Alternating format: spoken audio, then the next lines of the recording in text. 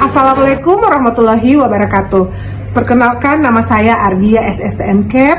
Saya adalah dosen program studi D3 Kebidanan, Fakultas Ilmu Kesehatan, Institut Teknologi dan Kesehatan Avicenna. Saya juga mengampu beberapa mata kuliah yang ada di S1 Kesehatan Masyarakat, Peminatan Kesehatan Reproduksi. Pada kesempatan ini, saya akan menyajikan sebuah video pembelajaran di mana video ini merupakan pernyataan diri dosen dalam unjuk kerja Tridharma Perguruan Tinggi di bidang pengajaran. Video pembelajaran ini merupakan salah satu syarat untuk sertifikasi dosen. Saya akan membawakan salah satu mata kuliah yang saya ampu di program studi D3 Kebidanan, yaitu dengan mata kuliah Komunikasi dalam Praktek Kebidanan. Mata kuliah ini merupakan mata kuliah wajib yang memiliki bobot 3 SKS dan terdapat pada semester ganjil, yaitu pada semester 1. Adapun materi pembelajaran pada mata kuliah ini adalah: yang pertama, definisi komunikasi efektif; yang kedua, tujuan, unsur, dan teknik dalam berkomunikasi efektif; yang ketiga, komunikasi yang dilakukan secara langsung maupun menggunakan media elektronik; dan yang keempat, proses komunikasi yang dilakukan oleh teman sejawat dan dokter.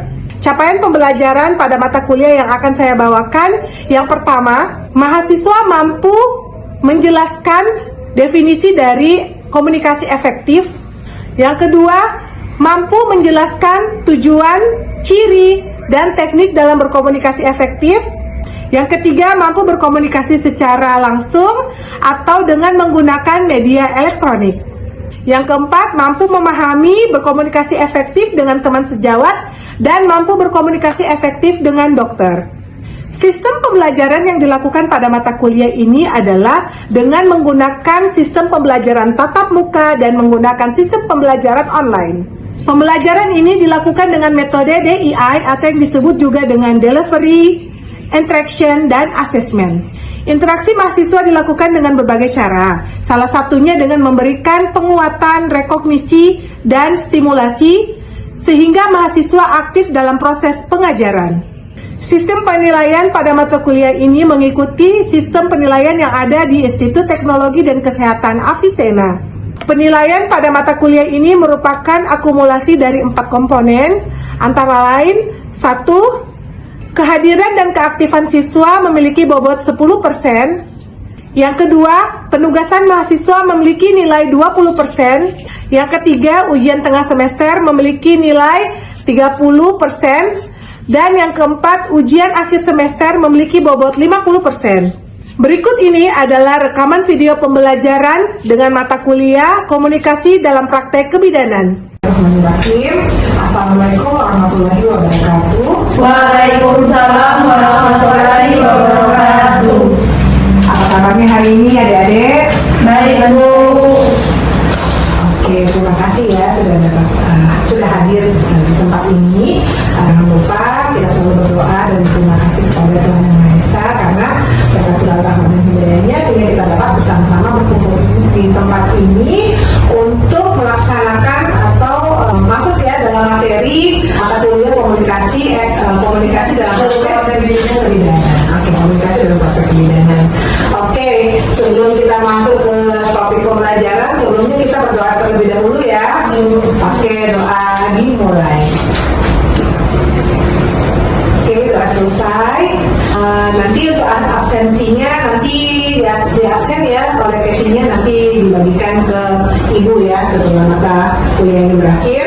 Oke, untuk hari ini karena kita adalah pertemuan yang ketiga ya, jadi kita membahas mengenai komunikasi efektif dalam praktek kebidanan. Oke, jadi di sini ada capaian pembelajarannya di mana mampu menjelaskan komunikasi efektif dalam memberikan pelayanan kebidanan ya. Kemudian ketika kita belajar diharapkan adik-adik semua ini mampu menjelaskan pentingnya komunikasi efektif dalam praktek kebidanan, kemudian mengetahui tujuan dan unsur komunikasi efektif, kemudian ciri-ciri komunikasi efektif pada proses komunikasi efektif, kemudian bagaimana cara melaporkan pasien baik secara langsung maupun menggunakan media Media ya, bisa media itu handphone kan. Nah, kemudian tulisan juga ya, buku laporan biasa kalau di rumah sakit kan. Kemudian bagaimana kita sebagai seorang bidan berkomunikasi antara teman sejawat. Teman sejawat itu seperti siapa? Siapa saja? Seperti apa? Ya, perawat, rekan kerja ya, bidan, perawat, analis ya. Kemudian bagaimana juga kita berkomunikasi kepada dokter ya sebagai penanggung jawab. Oke? Kira-kira masih tahukah kalian, masih ingat tidak tentang mata pelajaran di pekan yang lalu? Masih ya. Tentang apa? Ya. Konsep dasar, komunikasi dan konseling, terus hubungan antar manusia. Oke, betul sekali ya. Itu secara garis besar. Kira-kira masih ingat tidak apa pengertian dari komunikasi? Iya, oke. Siti. Pengertiannya itu proses penyampaian pesan dari komunikator kepada komunikan di mana pesan tersebut diterima dan dipahami dengan jelas. Ya, betul sekali. Itu secara umum ya, yang kita akan bahas ini efektif. Berarti efektif itu ada cepat dan tepat gitu. Ya. Lanjut. Jadi untuk pengertian komunikasi efektif ini adalah proses penyampaian pesan secara jelas dan terbuka, tepat sasaran, sehingga dapat dipahami dan dapat diterima dengan baik oleh penerima serta dapat menghasilkan umpan balik yang sesuai. Ya, kemarin ada berapa komponen ya untuk melakukan komunikasi itu, ada berapa komponen atau berapa unsur? Ada 4. Ada 4 ya. Coba apa itu? Komunikator, Ya, pesan, ada komunikan sama feedback. ya feedbacknya apa ya? Itu umpan balik. Jadi dijelaskan terus sekali ya. Jadi kalau untuk komunikasi efektif itu dia harus ada komunikator atau orang yang memberikan pesan. Bisa dari bidan memberikan pesan kepada pasiennya ya, seperti itu.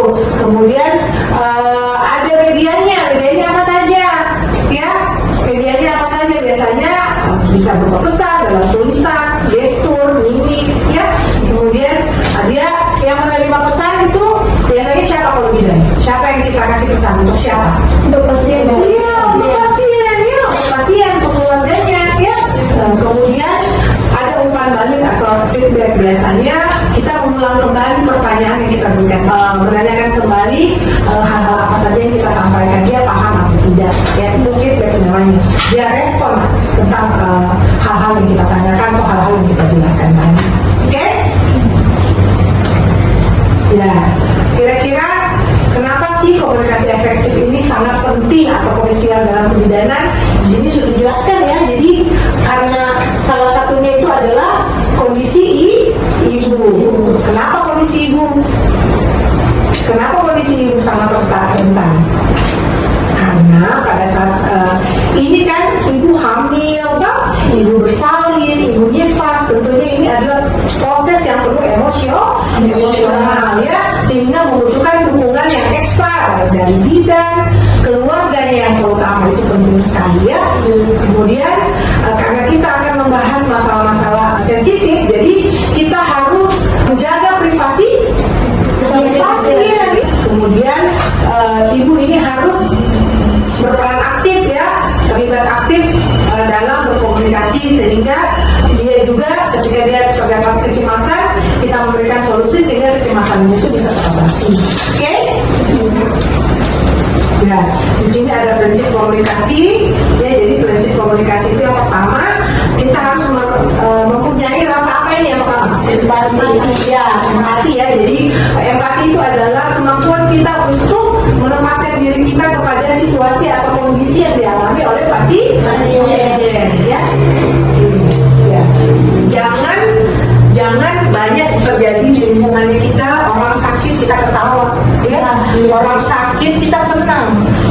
Padahal di momen-momen seperti ini orang-orang dengan orang-orang yang sakit, kita biasa orang tidak membutuhkan obat ya sebenarnya. Tetapi kalau kita memberikan rasa empati, kita rasakan apa yang dia rasakan, kita berikan dia dukungan emosional.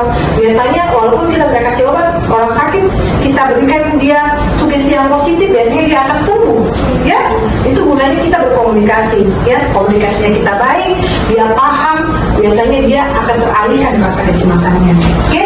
Kemudian Setelah itu prinsip komunikasi yang kedua harus ada kejelasan ya, atau clarity. Jadi pesan yang kita sampaikan itu jelas apa ya, jangan terlalu berbelok-belok ya.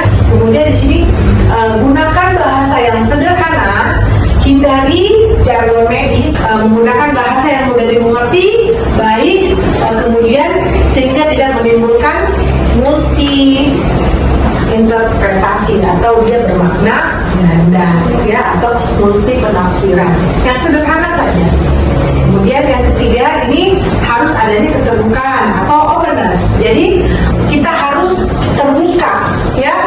Kalau dia seperti ibu, kalau ibu begini model tangan ibu, itu bagus tidak? Tidak bagus kan? Sombong, angkuh kita. Tapi kalau kita dengan tangan terbuka, kita lihat dia dengan penuh seksama, kita berikan senyum, insya Allah dia mau mengeluarkan unek-unek yang ada di dalam hatinya. Nah, kemudian kita harus bersifat humble. Nah, di sini kemarin kan kita sudah bahas tentang teknik ya. Di sini juga kalau untuk komunikasi efektif sama ya. Jadi ada yang namanya komunikasi verbal ya.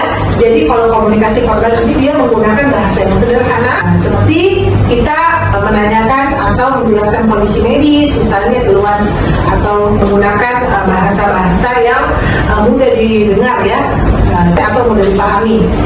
Kemudian setelah itu harus ada intonasi bahasa atau suaranya kita yang lebih lembut ya. Kemudian setelah itu kita harus melakukan pertanyaan yang terbuka. Kemudian seperti santai saja kita anggap ibu-ibu kita sebagai teman ya.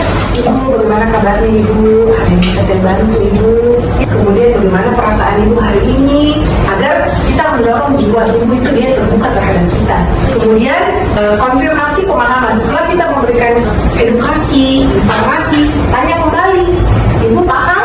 Kalau dia bilang, iya saya paham. Kita kembalikan lagi pertanyaan yang tadi ditanyakan ke kita. Umpamanya, ibu tahu jika KPD itu apa? Kalau dia bilang, iya tadi ibu jelaskan tuh bidan, air udah keluar, berarti saya harus ke rumah sakit. Berarti itu namanya kita mengkonfirmasi kembali pemahamannya. Nah, tadi yang verbal ya, verbal bisa menggunakan suara, media, menulis ya. Kalau komunikasi non verbal ini berarti bagaimana yang kita harus lakukan biasanya untuk menunjukkan kayak tadi empati, rasa sayangnya kita kepada pasien yang dengan menggunakan kontak mata saja dia sudah bisa merasakan kehadirannya kita. Kemudian kontak mata, kemudian ini bahasa tubuh yang terbuka ya. Di sini posisi tubuh menghadap ibu jangan kita menyilangkan tangan atau posisi kepala yang begini, boleh ya. Nanti ke belakang ya. Jadi kontak mata, bahasa tubuh, kemudian sentuhan terapeutik. Kalau sentuhan terapeutik itu memberikan sentuhan pada pasiennya, ibu tak elus dia kalau perempuan lah.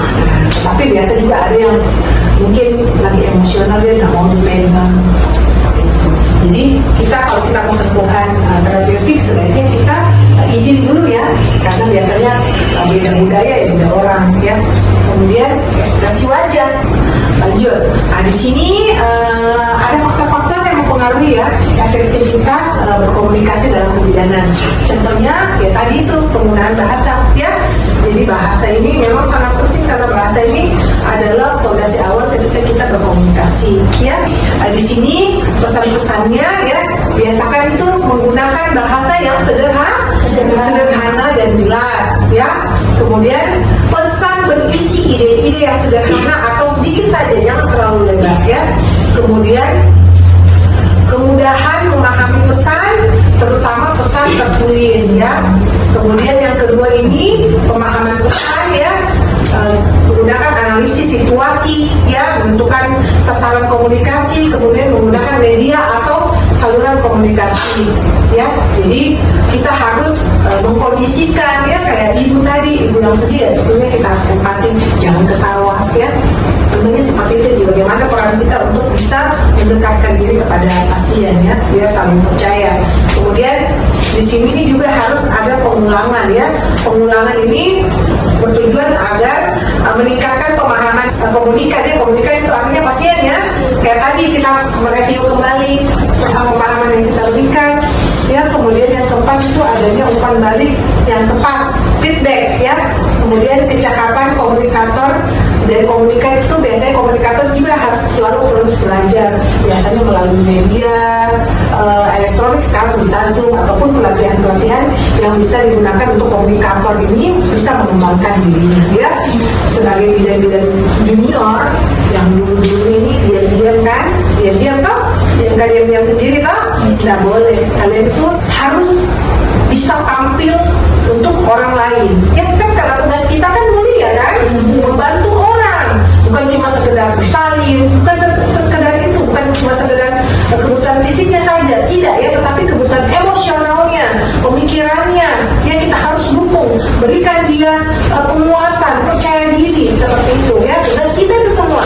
Jangan biarkan ibu kesakitan sendiri. Makanya kita harus tarik dirinya kita itu kita olah untuk berkomunikasi. Kemudian, di sini terdapat kelebihan beban dalam menerima pesan. Kelebihan beban dalam menerima pesan nggak boleh juga, ya. Jadi sesuai kebutuhan, jangan juga terlalu melebar kemana-mana sehingga konsen kita atau pesan yang kita sampaikan itu tidak tepat. Nah, itu makanya itu gunanya komunikasi efektif. Komunikasi yang kita berikan itu berdampak cepat, tepat, sesuai dengan sasaran. Jadi kalau untuk ciri-ciri hasil komunikasi yang efektif dalam kebidanan ini biasanya adanya saling percaya ya, atau adanya saling pengertian, menumbuhkan kesenangan, berpengaruh kepada sikap ya, yang tadi sikapnya pasien mungkin sedih ya, cemas.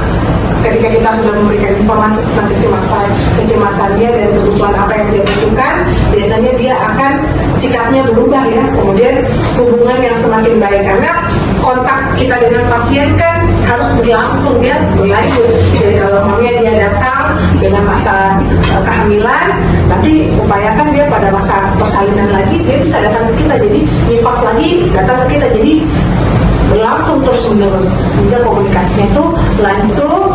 Diharapkan tindakan akhirnya ini adalah ukuran komunikasi yang efektif adalah bidan dengan klien adalah bentuk tindakan nyata dari mereka. Outputnya yaitu tadi keinginan yang kita lakukan atau yang kita sampaikan itu dia juga mau melaksanakan, itu intinya ya. Komunikasi ini bertujuan agar pesan yang kita sampaikan sampai ke tempat sasaran dan ibu mau melakukan sesuai dengan apa yang kita sampaikan, tujuan yang tepat seperti itu. Ada pertanyaan? Ada adikku sayang?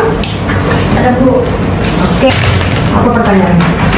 Bukan sekarang itu banyak kasus-kasus yang ibu-ibu buang bayi. Ibu-ibu yang buang bayi. Oh, yang buang bayi. Iya. Bahkan beberapa hari itu banyak Bu. Ya. Terus jadi bagaimana caranya kita sebagai seorang bidan bersikap terhadap ibu-ibu depresi atau yang kena baby-blues Bu? Kan jangan sampai ini ibu-ibu udah buang anaknya karena itu bisa depresi.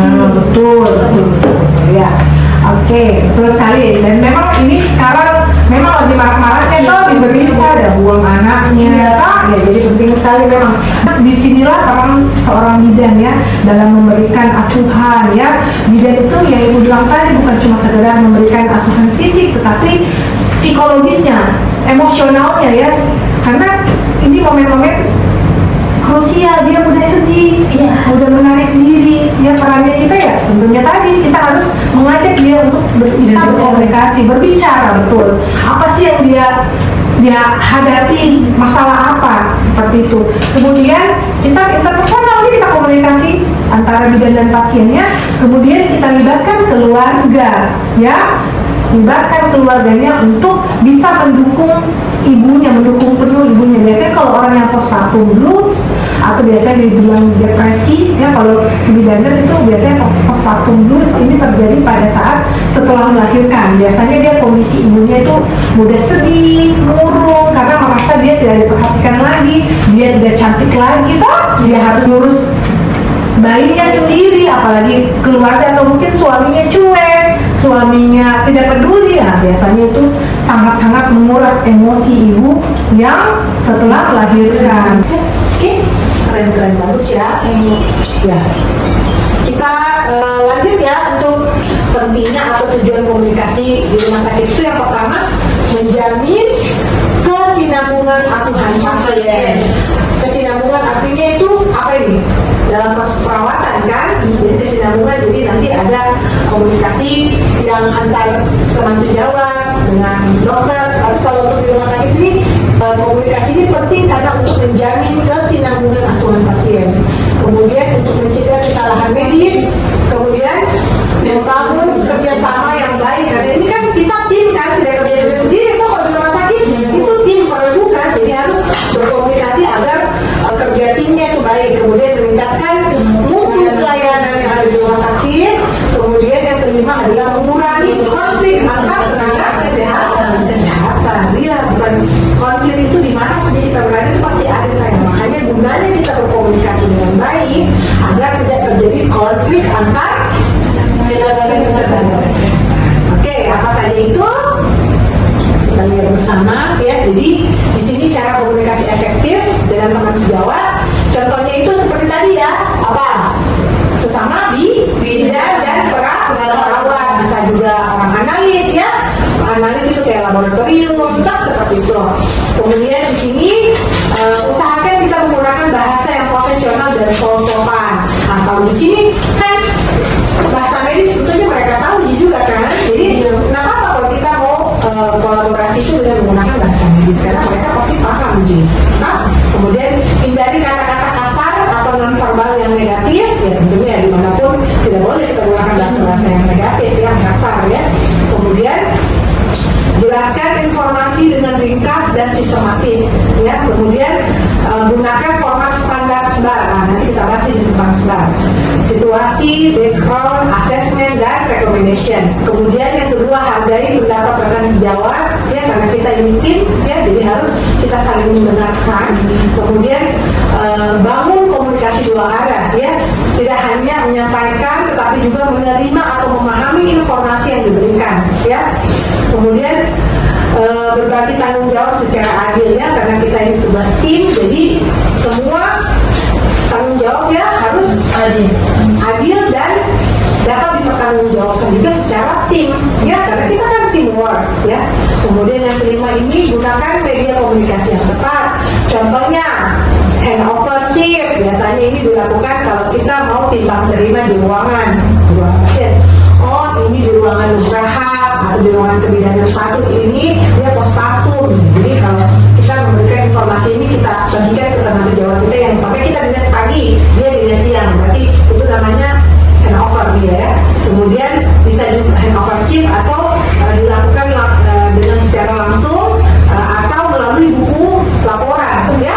Kalau yang di rumah sakit itu setiap shift itu ada laporannya, jadi laporan itu berisi tentang pasiennya siapa saja, rumahnya apa saja, obat yang diberikan apa saja, dokternya sudah visit atau belum, jadi semua terekam di buku laporan shift namanya ya.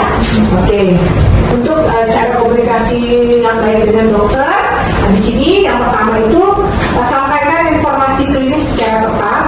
Kemudian fokus pada gejala, hasil pemeriksaan, kondisi ibu dan bayi secara objektif. Berarti secara objektif ini berarti kita telah melakukan pemeriksaan secara mandiri, bukan objektif, bukan subjektif. Kalau subjektif kan dari hasil informasi dari pasien.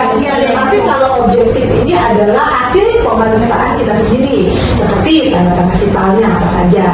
Itu hasil pemeriksaan kita sendiri. Kemudian yang kedua, gunakan pendekatan kolaboratif. Jadi bersikap kooperatif dan mendukung pengambilan keputusan dokter tanpa menghilangkan atau kehilangan tanggung jawab sebagai seorang bidan. Ya bidan juga, walaupun ada dokter, kita juga bidan punya tanggung jawab sendiri ya. Kemudian yang ketiga ini, gunakan formasi SBAR ya. Jadi ibu beritahu tadi, walaupun antara dokter juga menggunakan SBAR, ini memang komunikasi yang efektif ketika kita berada di rumah sakit.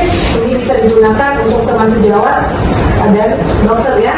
Nah, apa saja itu SBAR? Di sini yang pertama itu S-nya situasi. Jadi situasi itu atau situation di mana ini menggambarkan tentang kondisi yang sedang terjadi ya, kondisi yang sedang terjadi. Kemudian D-nya itu background atau riwayat klinis pasien ya, riwayat apa saja yang dia alami di pasien. Kemudian yang ketiga atau A atau assessment, di mana ini apa yang Anda temukan ketika setelah melakukan pemeriksaan objektif atau hasil pemeriksaan kemudian R-nya recommendation atau apa saja rekomendasi yang dibutuhkan untuk pasien ini ya. Nanti kita lihat sebentar bagaimana cara berkomunikasinya. Nah, oke, nanti kalian tahu ini sebenarnya ada 4. S-nya apa tadi? Situasi. Gunanya untuk menggambarkan apa yang sedang terjadi. Yang kedua, background. Untuk mengetahui riwayat pasien. Habis itu yang ketiga, ASN. Untuk apa yang ada temukan dari hasil pemeriksaan Anda kan? Kemudian yang keempat, recommendation. Apa yang bisa Anda lakukan untuk menyelamatkan ibu ini atau kita apa yang Anda temukan? Di sini ada skenario ya. Skenario komunikasi antara bidan dan dokter. Nah, coba baca. Ya. Yang pertama, situasi. Seorang ibu hamil 37 minggu G2 P1 anol datang ke ruang bersalin dengan kis yang tidak teratur dan tekanan darah 160/100 mmHg. Bidan mencurigai preeklamsia dan perlu segera melaporkan ke dokter jaga. Terus pemeran pertama bidan Sari, dokter jaga dokter Andi. Alur komunikasi menggunakan pendekatan SBAR. Yang pertama, situasi. Bidan Sari, selamat pagi dokter, saya Sari, bidan jaga di ruang bersalin. Saya ingin melaporkan kondisi pasien atas nama Ibu Rini G2 P1 anol usia kehamilan 39 minggu yang baru saja masuk ke ruang bersalin. Background, Ibu Rini memiliki riwayat kehamilan normal sebelumnya, namun saat masuk tekanan darahnya 160/100 mmHg dan terdapat protein urin 2+2, kis masih tidak teratur dan belum ada pembukaan serviks yang signifikan. Asesmen, saya mencurigai pasien mengalami preeklamsia ringan. Kondisi umum ibu baik, tampak stabil, tapi saya khawatir dengan tekanan darahnya. Terus rekomendasi, mohon konfirmasi diagnosis dan instruksi lanjutan. Apakah perlu segera diberikan antihipertensi atau tindakan observasi ketat di ruang bersalin? Dokter Andi, terima kasih Ibu Sari. Tolong observasi tekanan darahnya setiap 16 menit, infus RL jalan, dan siapkan lab lengkap. Saya akan segera ke ruang bersalin untuk evaluasi langsung. Oke, ya ini betul skenario-nya ya. Jadi kalau di rumah sakit itu bagaimana cara kita memberikan informasi atau melakukan komunikasi dengan pendekatan SBAR sebenarnya. Jadi kalau di rumah sakit juga ini yang kita lakukan setiap hari. Kalau kita ingin memberikan atau ingin meminta DPJP atau dokter penanggung jawab untuk bisa melihat pasiennya atau bisa melakukan tindakan atau gawat-gawatan pada ibu yang baru datang ya. Kita melapor ceritanya kepada DPJP seperti ini ya. Jadi seperti ini tentu ada situasi, background, assessment, dan recommendation. Bagaimana? Ada pertanyaan untuk komunikasi bidan dan dokter dengan menggunakan SBAR? Ini biasanya terjadi di rumah sakit ya. Ada pertanyaan? Paham? Paham semua? Ya, nanti kita tetap bikin skenario begini lagi ya. Ini insya Allah minggu depan. Tugasnya membuat skenario yang kayak tadi ya, antara teman sejawat ataukah dokter, boleh ya, dengan kasus yang berbeda. Jangan lagi yang preeklamsi, berarti kasus yang berbeda ya. Kemudian yang kedua itu kasus tentang permasalahan yang Anda temukan di budaya Anda tentang komunikasi dan bagaimana peran Anda dalam mengatasi masalah tersebut. Nanti Ibu kirimkan ya tugasnya ya, kalau masih belum dipahami nanti Ibu kirimkan ya. Tetapi untuk setelah mata pelajaran ini saya harapkan kalian bisa bermain peran ya, kayak tadi ini berpasang-pasangan dua orang ya. Oke, Bu. Oke, karena sudah dirasa jelas ya, tidak ada lagi pertanyaan, maka untuk pertemuan hari ini kita cukupkan. Semoga informasi yang Ibu sampaikan kepada adik sekalian dapat bermanfaat dan bisa kita terapkan di kehidupan kita sehari-hari. Dan insya Allah ketika adik-adik sudah menjadi seorang bidan, maka komunikasi efektif dalam praktik bidan ini adik-adik bisa terapkan. Untuk hari ini cukup sekian dengan ucapan wabillahi taufiq wal hidayah. Wassalamualaikum warahmatullahi wabarakatuh. Waalaikumsalam warahmatullahi wabarakatuh. Sekian video pembelajaran mata kuliah komunikasi dalam praktek kebidanan. Semoga dapat menjadi pertimbangan baik dalam proses pengajuan sertifikasi dosen SMART gelombang 1. Terima kasih.